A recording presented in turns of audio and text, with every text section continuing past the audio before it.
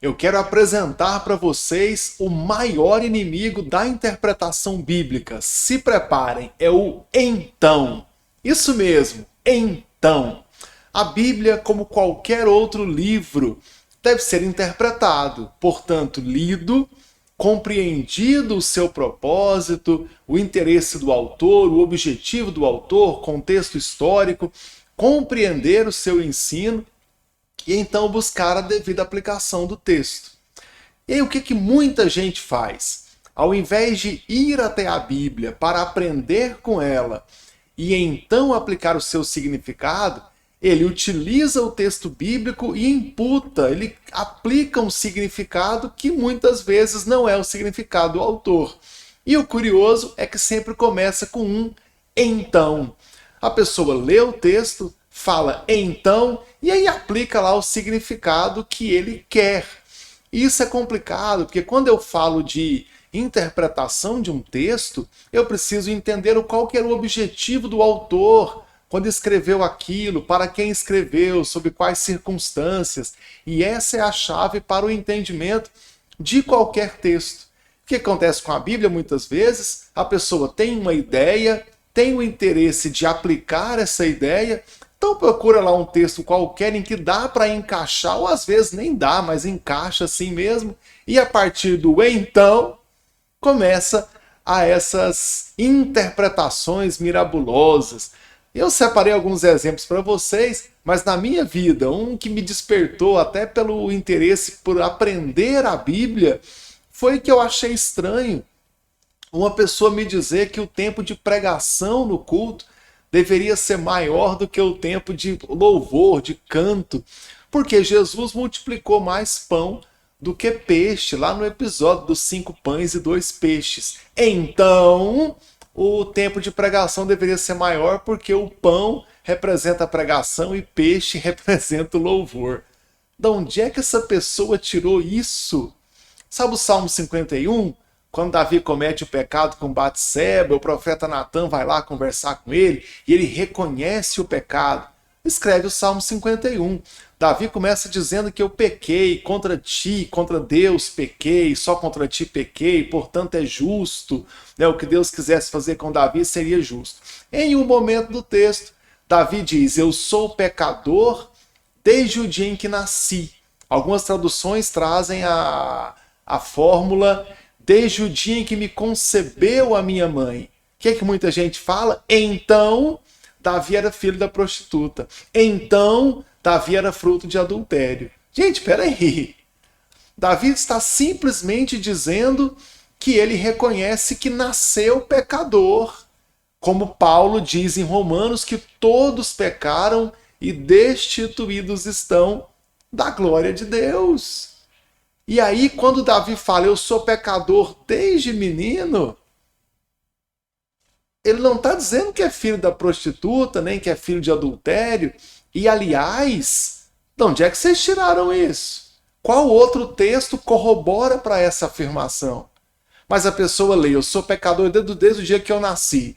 Bolachão, você que está lendo esse texto, você nasceu santo e virou pecador depois?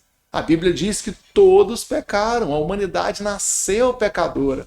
E o cara fala, então, e do então em diante, ele fala o que ele quiser. A Bíblia diz que tem que adorar a Deus com dança. Pronto. Então, tem que ter dança até na hora que o pastor está ministrando a ceia, tem que ter alguém lá de roupinha colada, fazendo dança espontânea, pós-moderna, porque diz que dança. Davi dançou, então eu preciso sair dançando também o tempo todo para todo mundo. Quer saber mais sobre dança? Nesse canal tem vídeos comentando sobre dança na igreja, tá? Espero que você goste e não fique magoado comigo caso você discorde da minha posição. Agora, a Bíblia diz para louvar a Deus com dança? Sim, com dança, com música, mas não diz que todo tempo, em qualquer lugar, em qualquer hora tem que dançar. E assim, vou dançar porque Davi dançou? Sob quais condições Davi dançou? Em qual momento? Davi era um dançarino? Ou por acaso, em um momento específico, ele foi lá e dançou? Mas a pessoa lê o versículo e fala, então, e pronto, sai lá. Eu já escutei gente dizendo que não pode bater palma no culto porque a Bíblia diz que o culto tem que ter ordem e decência. Então, não pode bater palma no culto, não pode ter bateria, não pode cantar uma música assim de um ritmo mais animado, porque tem que ter ordem e decência. Gente, de onde é que você tirou que ordem e decência não pode bater palma? Não, tudo bem que, né, se for lá aquela coisa desordenada, que ninguém entende nada, precisa de ordem mesmo. Mas onde é que está escrito especificamente que palmas por si só é um tipo de ofensa a Deus ou de desordem no culto? E a pessoa simplesmente solta um então e vamos embora. Jesus diz que eu tenho que amar a Deus sobre todas as coisas e amar ao próximo como a mim mesmo. Então, não pode pregar sobre pecado, não pode pregar sobre disciplina, não pode cobrar mudança de vida, de comportamento. Acabou a disciplina, porque tem que amar. Então, todo o resto da Bíblia está jogado fora, porque está escrito lá em Mateus, não julgueis. E pronto, parece que o único versículo da Bíblia é esse. Fala não julgueis, então... Pronto, agora acabou tudo. Então assim, eu poderia trazer outros exemplos para vocês, mas eu acho que ficou claro. Se aproxime do texto bíblico, leia o texto com muita calma, nunca leia versículo isolado, leia no mínimo um versículo antes e um depois daquele em questão. Minha sugestão, leia o capítulo inteiro. Compreenda a intenção do autor, o que é que ele quis dizer.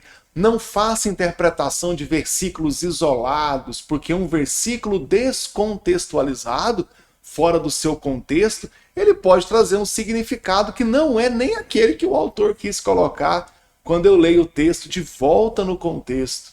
Tá? Inclusive eu tenho um vídeo no canal, vou deixar o link na descrição, em que fala sobre interpretar texto fora de contexto. Espero que você goste também. No entanto, como eu te disse, cuidado com esse grande inimigo da teologia, inimigo da interpretação bíblica, que é o uso do então, para ir lá e colocar um significado no texto que o autor não teve intenção, e na verdade é o que eu quero falar, estou ali lendo o versículo só para dizer que tem alguma base bíblica, mas na verdade não tem. Para repetir então, muito cuidado quando você invocar esse grande inimigo da hermenêutica, que é o então.